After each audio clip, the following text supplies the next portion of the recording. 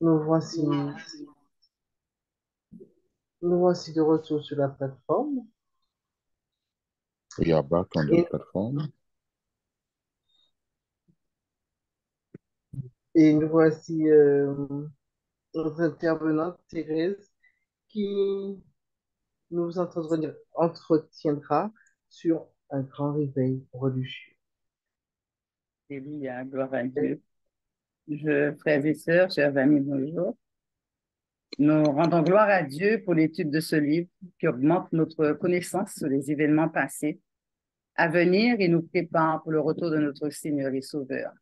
C'est toujours une grande joie pour moi d'être avec vous. Je remercie le Seigneur de ce qui nous a redonné son souffle de vie en ce matin.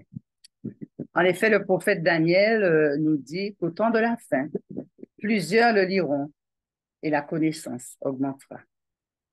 Alors, nous sommes vraiment des enfants bénis de Dieu qui nous permet encore de consulter ses livres, qui nous permet encore d'avoir sa parole de vérité entre nos mains. Ce matin, nous entamons un nouveau chapitre du livre, le 20e, un grand réveil religieux. Et je sais que c'est notre espérance à tous et à toutes, c'est de vraiment vivre ce réveil. Que vit l'apôtre Jean? Il voit un autre ange qui volait par le milieu du ciel, ayant un évangile éternel pour l'annoncer aux habitants de la terre, à toute nation, à toute tribu, à toute langue et à tout peuple. Il disait d'une voix forte, craignez Dieu et donnez-lui gloire, car l'heure de son jugement est venue. Et adorez celui qui a fait le ciel et la terre et la mer et les sources d'eau. Et nous disons Amen à cela. Le vol de l'ange par le milieu du ciel, la voix forte avec laquelle l'avertissement est proclamé à toute nation, à toute tribu, à toute langue et à tout peuple, témoigne de la rapidité, de l'universalité de ce mouvement. Nous sommes un peuple qui attendons le retour de notre Seigneur et nous voulons le voir dans toute sa gloire. D'où la signification du nom Adventus en latin qui veut dire arriver, venu, avènement, en référence au retour de notre Seigneur Jésus-Christ. Nous sommes aussi ce peuple qui devra annoncer cet avènement. Nous nous identifions au message du 14e chapitre du livre de l'Apocalypse qui révèle un grand réveil religieux consécutif à la proclamation du prochain retour de celui que nous attendons depuis que le livre fut décelé pour les temps de la fin. Aujourd'hui, la parole de Dieu nous dit, aujourd'hui, si vous entendez sa voix, n'endurcissez pas vos cœurs. Jean voit un autre ange traverser ce ciel porteur d'une bonne nouvelle destinée à tous les habitants de la terre, sans exception. Elle s'adresse à l'univers entier. C'est aussi une œuvre du salut en Jésus-Christ que Dieu lance à chaque être humain. Elle franchira toutes les frontières géographiques. Elle doit pénétrer dans les régions les plus reculées de la terre, n'est-ce pas? Et nous disons Amen à cela. La puissance de l'Évangile sera encore visible sur cette terre. L'expression évangile éternel dans Apocalypse 14, 6 nous parle du passé, du présent et de l'avenir. Ce sera une démonstration vivante, attestée par la vie divinement transformée des disciples de Jésus. Et cette vérité sera dévoilée avant le retour de notre Seigneur. Enfin, ce premier message a pour but de nous faire comprendre l'importance de cette bonne nouvelle, c'est-à-dire le salut par la foi en Jésus-Christ, et aussi pour nous préparer pour le jugement et son royaume.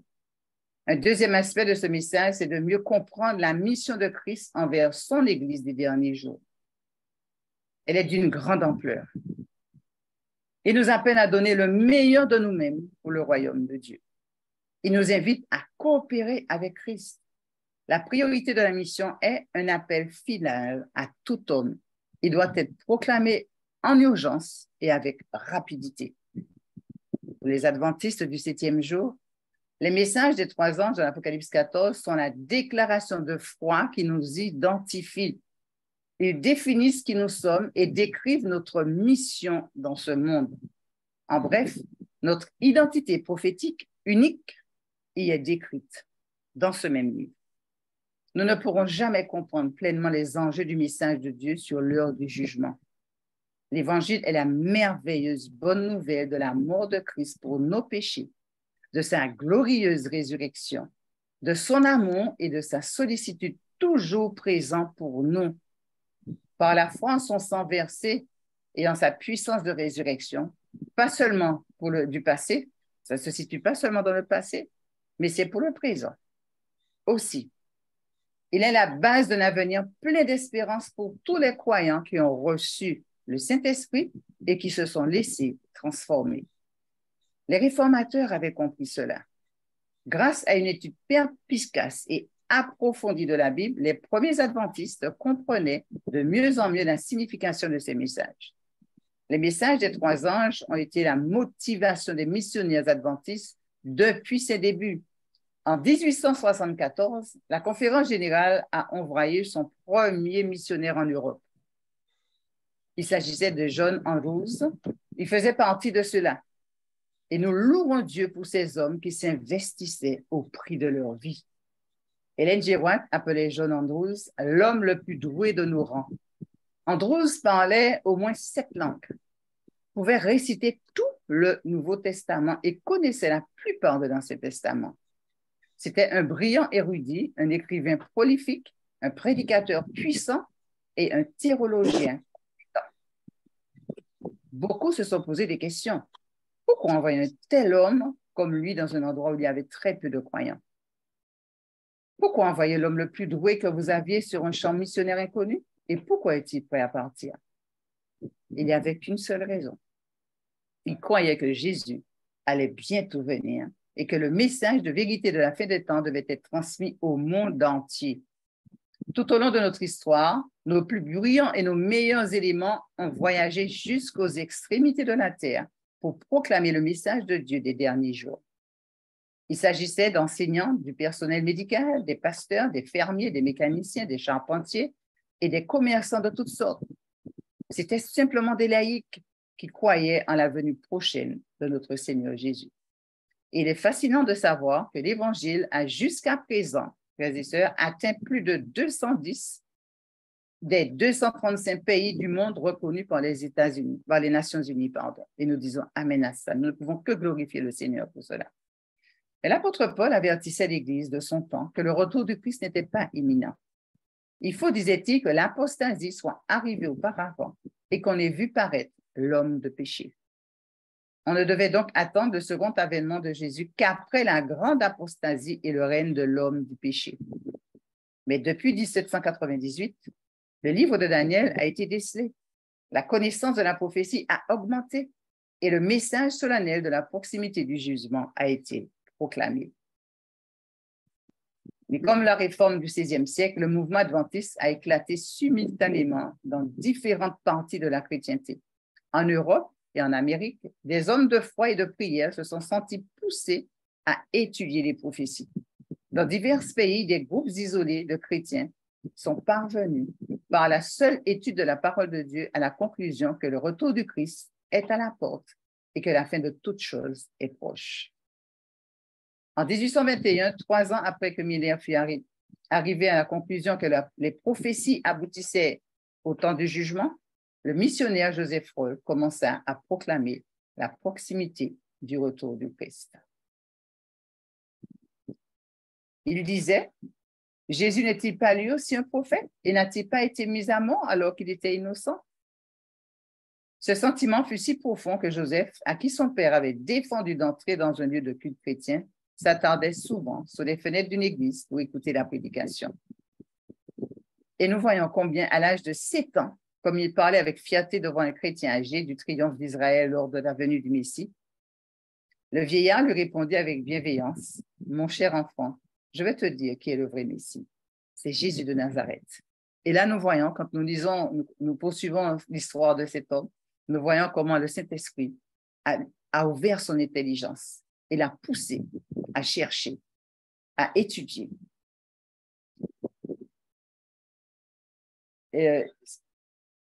C'est Jésus de Nazareth, que tes ancêtres ont crucifié, comme ils avaient mis à mort les anciens prophètes.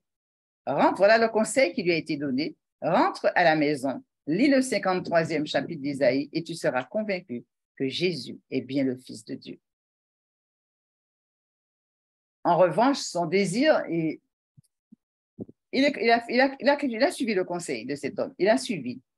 Vivement impressionné par ces paroles, Joseph rentra chez lui, lut le chapitre indiqué et fut ébahi de voir avec quelle perfection la prophétie s'était accomplie en Jésus de Nazareth. Le chrétien n'aurait-il pas raison? Se dit l'enfant. Un enfant, il avait 11 ans. Ayant demandé à son père une explication de ce chapitre, il se heurta à un silence glacial et n'osa plus jamais entamer ce sujet. Et il poursuivit sa course, il poursuivit sa quête de connaissances. Les connaissances qu'il cherchait lui étaient sévèrement refusées dans la société juive. Le jeune Rolf, âgé de 11 ans seulement, quitta la maison paternelle, décidé à s'instruire et à choisir lui-même sa religion et sa vocation. À 11 ans, il était déjà inspiré. L'Esprit de Dieu l'avait déjà saisi. Tout en acceptant la grande vérité d'une première venue du Messie en qualité d'homme de douleur et habitué à la souffrance, Rolf se rendit compte que les prophéties annoncent avec une égale clarté sa seconde venue en puissance et en gloire. Et tout en s'efforçant de présenter à ses anciens corélogionnaires Jésus de Nazareth, l'agneau de Dieu immolé pour expier les péchés de l'humanité, il leur parlait de la seconde venue du libérateur. Ne connaîtrons-nous jamais, il disait aussi, ne connaîtrons-nous jamais cette époque, alors qu'il nous exhorte non seulement à lire, mais à comprendre le prophète Daniel, ce que nous avons encore à faire aujourd'hui. Nous avons encore l'opportunité d'étudier la parole de Dieu. Nous avons encore l'opportunité de rechercher. Nous avons cette liberté de pouvoir le faire aujourd'hui. Cet enfant l'a fait. L'Église connaîtra un réveil spirituel sans précédent et fera l'expérience de la puissance du Saint-Esprit dans sa plénitude comme jamais auparavant. Le croyez-vous, frères et sœurs? En parlant de l'effusion du Saint-Esprit à la Pentecôte, Pierre nous donne cette assurance.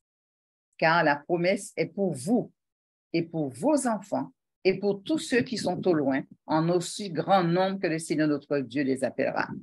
Acte 2, verset 39.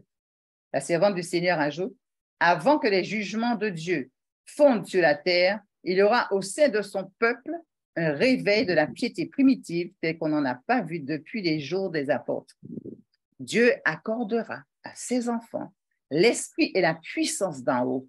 Alors de nombreuses âmes sortiront des églises où l'amour du monde a supplanté l'amour de Dieu et de sa parole.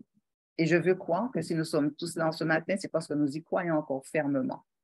Des centaines de milliers de personnes accepteront le message des derniers jours de Dieu par l'enseignement et la prédication de sa parole. Et Dieu nous a donné ce mandat, frères et sœurs. La prière, l'étude de la Bible, le témoignage sont des éléments de tout véritable réveil. La manifestation du Saint-Esprit s'intensifiera au fur et à mesure que nous approchons de la fin. Oui, Jésus demande à son Église, actuellement sur terre, de proclamer un message d'avertissement au monde entier. Ce message précise que le jugement dernier est déjà commencé. Il n'y a rien de plus inspirant, de plus satisfaisant, de plus gratifiant que de faire partie d'un mouvement divin providentiellement suscité par Dieu pour accomplir une tâche bien grande, bien plus vaste que tout être humain ne pourrait jamais accomplir seul.